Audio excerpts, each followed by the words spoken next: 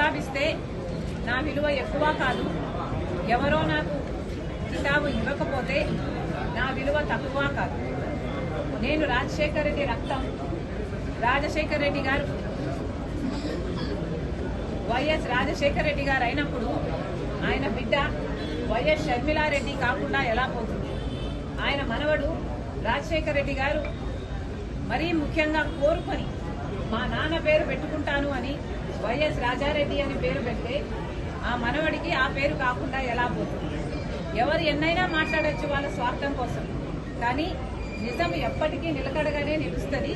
నేను రాజశేఖర రెడ్డి గారి రక్తాన్ని, ఆయన ఆశయాలను కాపాడటం కోసమే ఈరోజు కాంగ్రెస్ పార్టీలో ఇంత గట్టిగా ఆంధ్ర రాష్ట్రానికి వచ్చి పోరాటం చేస్తున్నాం. మీరు ఎన్నైనా మాట్లాడొచ్చు.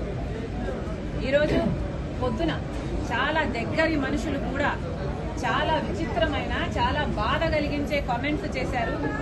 కొండా రాఘవరెడ్డి అన్న నాకు కానీ నా కుటుంబానికి కానీ దగ్గర అనుకున్నాం, కానీ ఈరోజు ఆయన కూడా నా మీద నేను పాదయాత్ర ఎందుకు చేశాను అన్న దాని మీద ఆయన ఏదో అక్కడ ఉన్నట్టు, ఆయన బావుమర్ది అక్కడ సూపరింటెండెంట్ అయినట్టు, ఆయన అంతా విన్నట్టు ఏదేదో చెప్పారు. నేను పాదయాత్ర చేయాలి అని వార్తమ్మ అడిగితే నేను పాదయాత్ర నేను చేస్తాను అని నేను అడిగినట్టు చెప్పారు.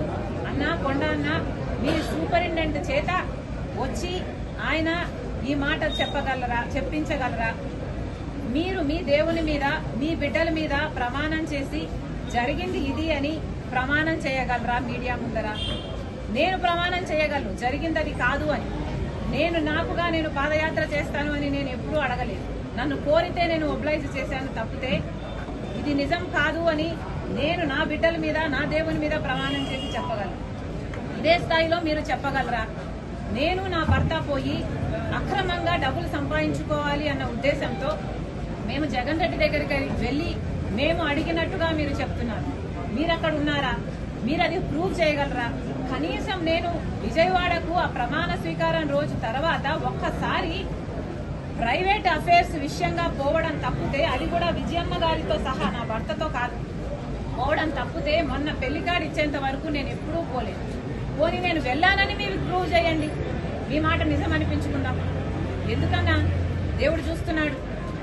మీరు నిజాలు నిక్కచ్చిగా చెప్పేట్టుకుంటే మీ విలువ పెరుగుతుంది. కానీ ఒక ఆడపిల్ల మీద అబాండాలు ఇలా వేస్తే, రాజశేఖర రెడ్డి బిడ్డ మీద మీరు అబాండాలు వేస్తే ప్రజలు గమనిస్తున్నారు. దయచేసి ఇలాంటివి చేయకండి. నేనుగా నిస్వార్థంగా పాదయాత్ర చేశా. నిస్వార్థంగా జగన్మోహన్ రెడ్డి గారు ముఖ్యమంత్రి కావాలని కోరుకున్నా.